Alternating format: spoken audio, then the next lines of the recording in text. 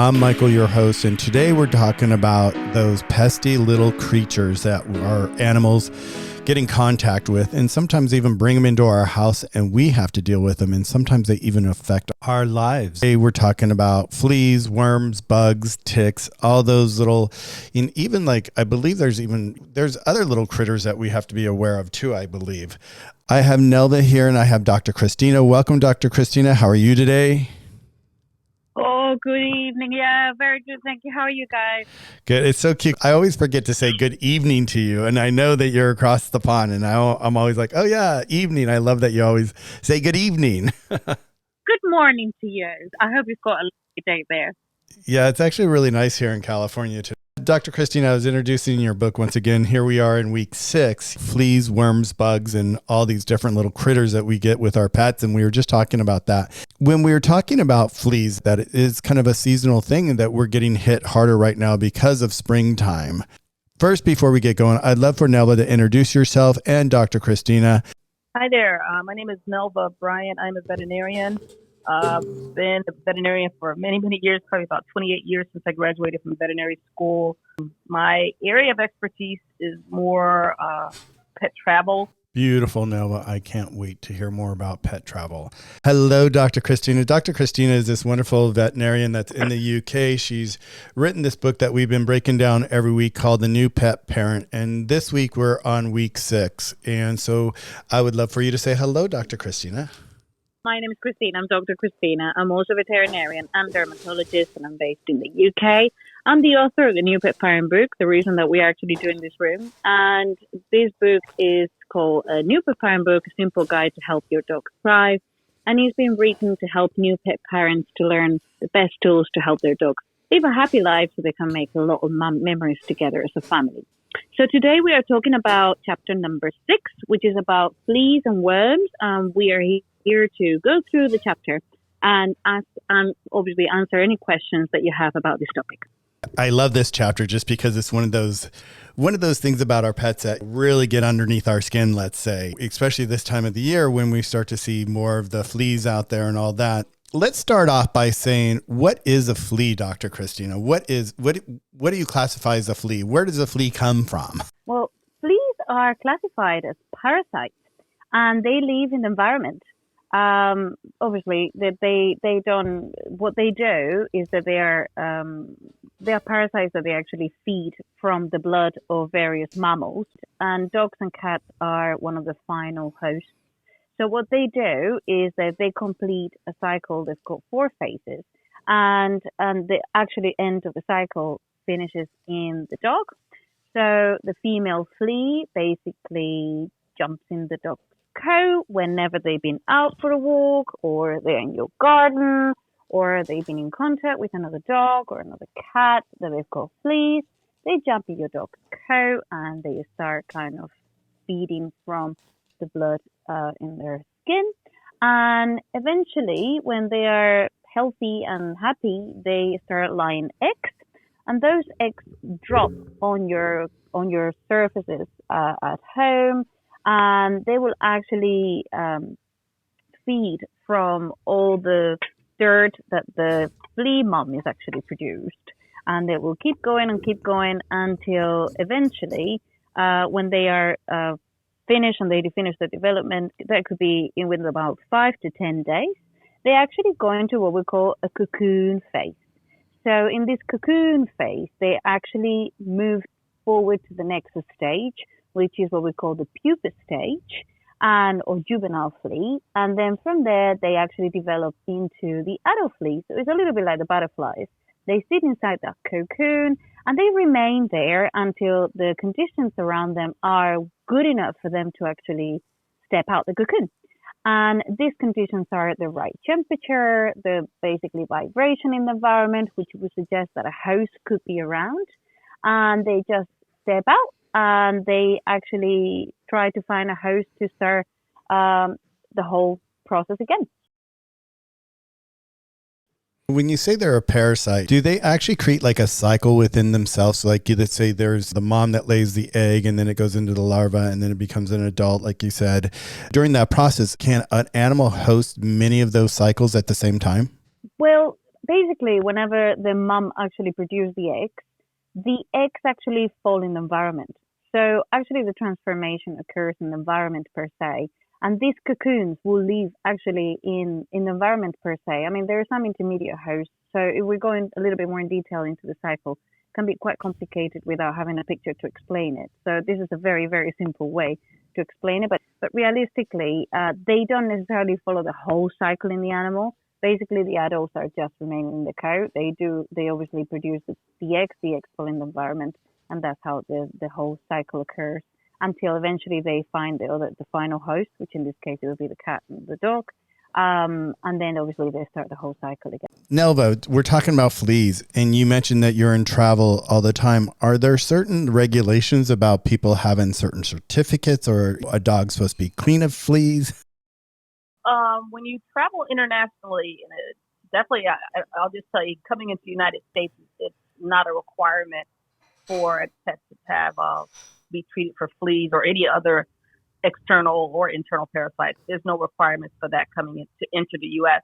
But now I do know when you're traveling internationally, it might be over to where you go live, Christina, to get there may be requirements that pets are treated with a exoparasitic type treatment to get rid of fleas and ticks, and also an endoparasitic treatment to any internal parasites to cure that as well.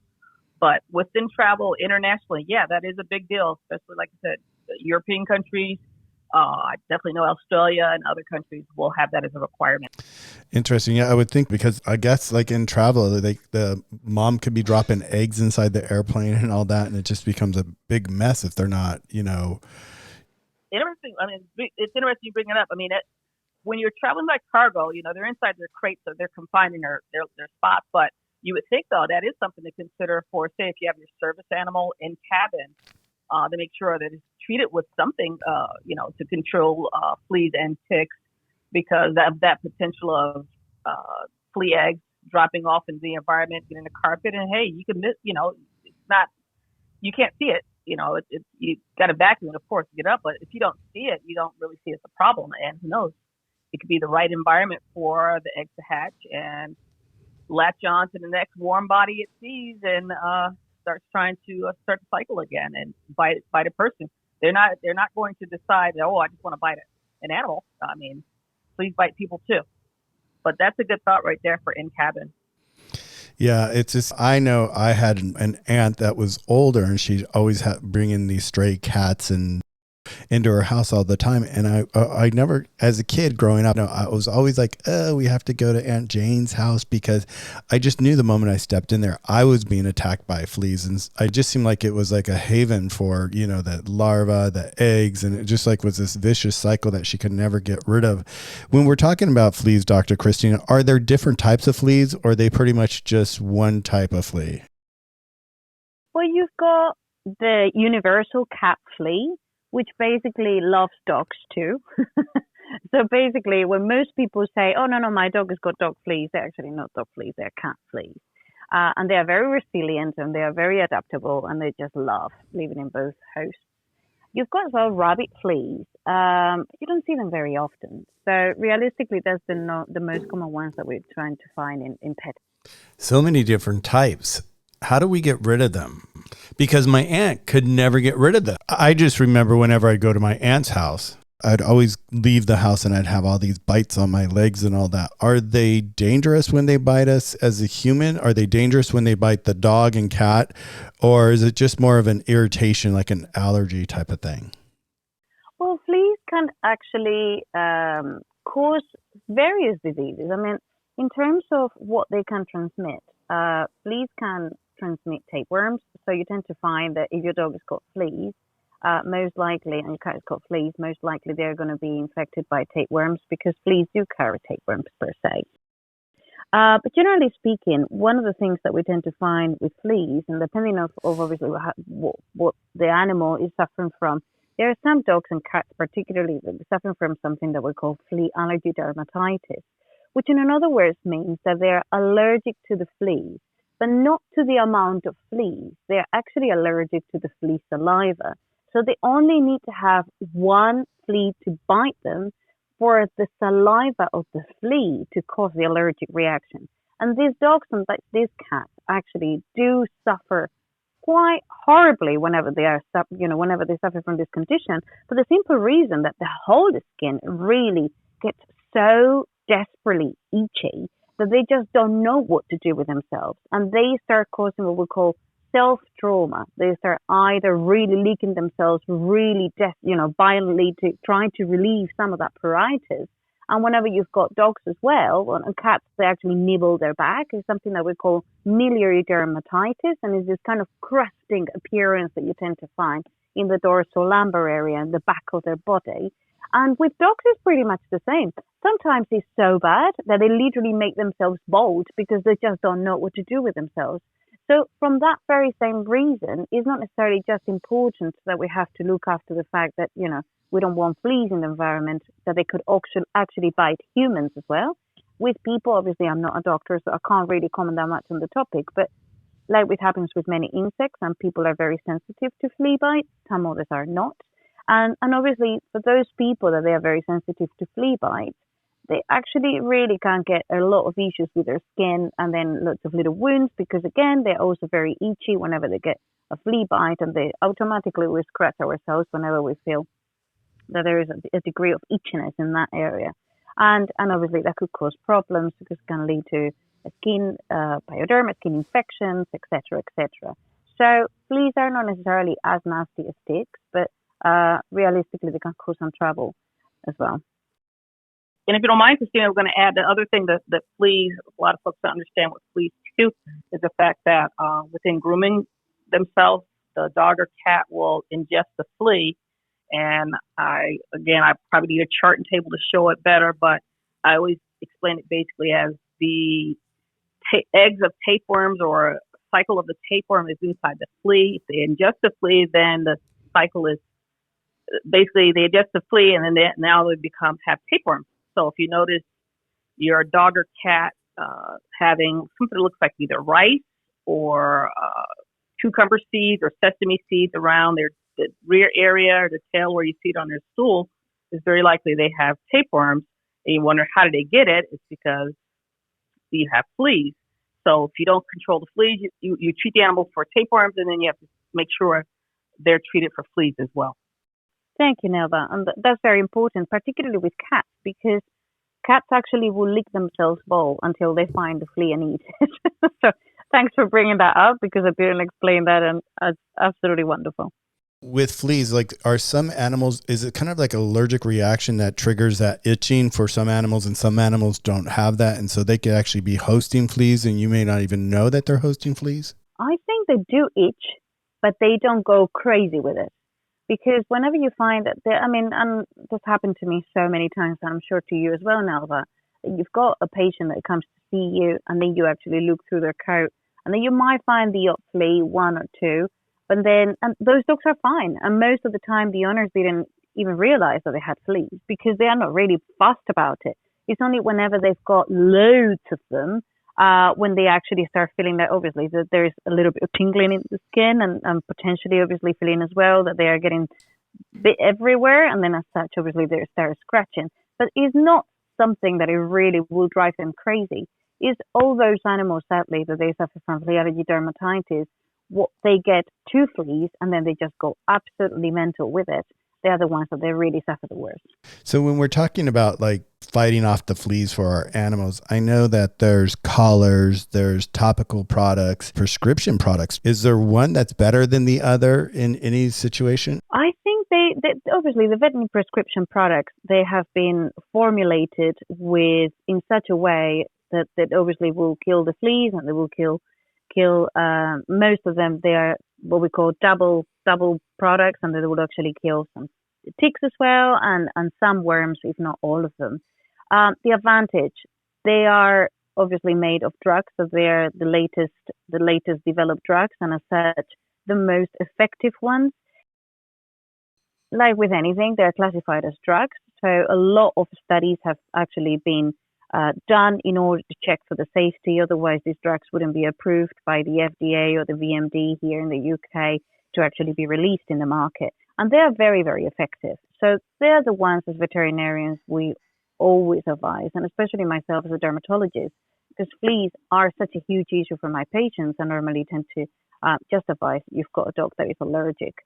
Certainly make sure that the fleas are not an additional thing that we have to deal with. There are some other products that they've been in the market for a very long time, and now they're available in various pet shops. But I think they vary as well, depending on the country, because some of the formulations that we've got here in the UK and Europe are not necessarily maybe as popular in America and vice versa. So it would be great to have Nelva as well to see if she can actually discuss this as well. Yeah, my thought as you're saying that is yes, there's a lot of prescription type of flea and tick preventatives that are out in the market that we could recommend. Now, to name a few, we've got Simparica, NexGard, Frontline, and there's Canine Advantage. I think there's a Canine Advantage. So there's quite a few that are very popular. Some of them are at a stage now where they're over the counter, meaning you don't have to get it through your veterinary office or with a prescription from your veterinarian. And those have always been out in, our either the pet stores or PetSmart type thingies, but they're not always the best. You can get kind of I hate to say it, cheaper brands, but they're really not the best products that you can find. You can find them. They're very cheap, but they're not the best products because they're not as effective. I think the active ingredient really probably is not effective for fleas. I don't know if it's because of over time, maybe the fleas have developed a little immunity to whatever they're using or not, but it's just not as effective and everything. As far as collars, the best collar I've ever known of is the Seresto collar, but then there was something in the news fairly recently saying that there were some recalls or some deaths related to it, which I don't believe it at all, because I personally had a position where we got to see these collars basically work before they even hit the market. They are very good. So, but yeah, we have quite a few products here, a lot of over-the-counter stuff, and then a lot of stuff that can be prescribed through your veterinarian. The ones you get through your veterinarian, honestly, is the best thing for pets. So when you're talking about the veterinarian products versus over-the-counter products, are we talking about, because I know I used to use with one of my dogs, is the one where you like separate the hair on the back of the neck and you dabble the oil back there and it would be good for like 3 months. Is that the same thing as the veterinarian product? Well, through your veterinarian, you can still get Frontline. There's also, there's even a Revolution, which is a topical, and it takes care of heartworm. It's a heartworm preventative plus flea and tick preventative and plus endoparasitic control and everything. So it all depends on what you're doing, want to do with it. But topicals, yes, they could be available through your veterinarian or over the counter. And as far as how often you give it, I think I believe these are all once a month. I think there may be a new Bravecto out, but I think that's for cats that lasts for 3 months. But either way, there's each either over the counter or through your veterinarian, you can find kind of similar things, but just be aware the most effective product you can get is going to be through your veterinarian, not say. And I completely agree with you, Nelva. Actually, most of the products that Nelva described are exactly the same ones that we've got here in Europe. The only thing I think is a stronghold is called Stronghold here in Europe, and I think it's called Revolution in the US. But they are generally speaking very effective. I think loads of people are really terrified of using these products because they think about they are very strong drugs, and as such, they are strong drugs to a point. But by the other hand, we have to think about that most of the diseases that these animals suffer from can actually be quite detrimental for them in the long term as well. So, and for example, we are talking about ticks. One of the things that they could get is something like Lyme disease can make them really, really sick. And there are also another diseases that ticks can transmit in various areas of the world. For example, like I think in America, you've got Rocky Mountain fever and also in other areas like tick paralysis as well in Australia, that they literally can kill a dog. So when we are talking about flea control, it's quite important to consider that at least if people don't want to do it through the whole year and the weather is changing. So in the past, you used to find that whenever we got to the winter and the temperature really dropped to -1 to -5, and I think it's for about 5 days minimum, most of the flea population that was living in the environment kind of died. But the weather is changing, the world is changing, and obviously that's going to have a knock-on effect. The climate change is going to have a knock-on effect on these fleas and the fleas that they're living in the environment. So we still find them, and we still find cases that they come with a flea infestation in the winter, if obviously things haven't been controlled very well. So it is also important to consider that, these parasites can be quite detrimental to pets.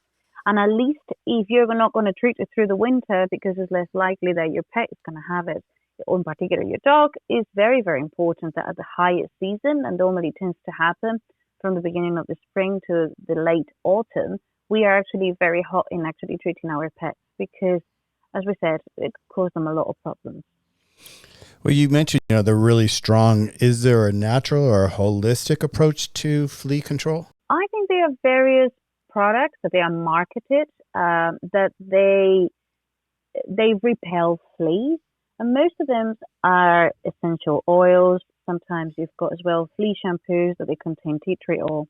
We have to think about essential oils are wonderful things. They're if you think about where they're coming from, they are coming from medicinal herbs, and obviously medicinal herbs are very potent in many ways.